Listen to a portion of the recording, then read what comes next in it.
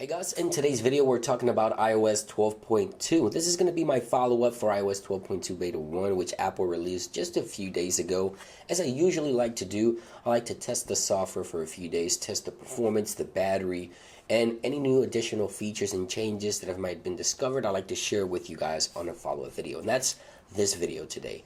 Now the first thing I want to talk about in this follow-up video is a new setup screen found by 9to5Mac to set up this custom Siri command with AirPods. Now, this can mean two things. Apple adding the custom Siri command and you'll be able to talk to Siri through the current AirPods, or new AirPods are just right around the corner. But only time will tell. Again, this is the new setup screen for the custom Siri command for AirPods. I also want to talk about a new privacy settings under the Safari extension here. You see right here, privacy and security settings.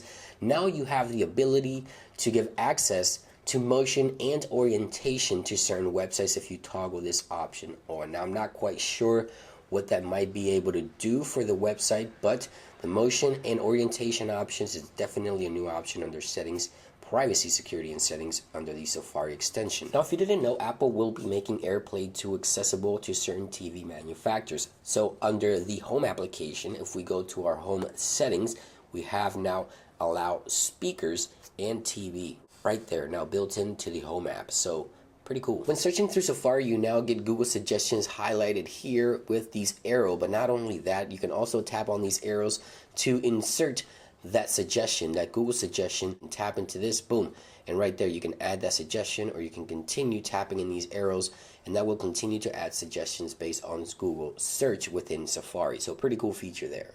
Play Beats One Radio. Play Beach One Radio. So you can see now that in iOS 12.2, Siri will actually give you controls to manage the music that you're listening to. Before, it was just open Apple Music extension here, and it will open the Apple Music app or the music application just like that. But now you can actually interact with the player here, which, by the way, I'm super annoyed by that volume hood right in the center there. You can almost not even see what's going on here, but Apple hopefully will get rid of that soon, fingers crossed. Another thing worth noting is the behavior for certain controls within Control Center. For example, the one we talked about on the previous video right here, the TV extension inside of Control Center, has an entirely new behavior. For example, to close it on previous versions of iOS, you just tap on the screen.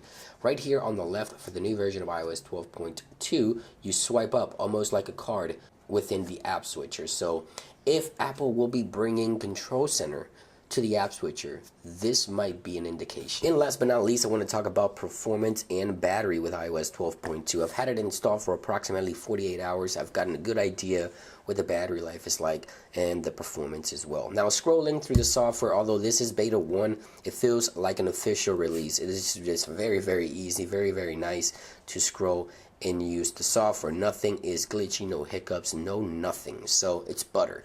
Now in regards to battery, I'll have to say that battery just seems about the same. I've been getting anywhere from 20 minutes more of on-screen time to sometimes 20 minutes less. So it's maybe just due to, the user, the way I use the device for that particular day. For 2 days using the software, I want to say is right about average from what it was with previous versions of iOS 12. So nothing to worry about in the battery department.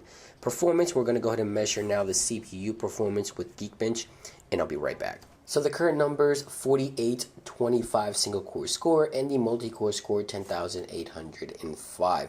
So nothing to worry about that either. So there you guys have it. That is everything I wanted to share with you guys in this follow-up video for iOS 12.2. Hopefully we'll see another beta within next week. Apple may be on a 2-week release cycle. We'll have to wait and see what Apple decides to do, and then we'll know from there on out. So stay tuned here to the channel. Much more content coming your way. Thank you for watching today's video. Have a great day. I'll see you guys real soon.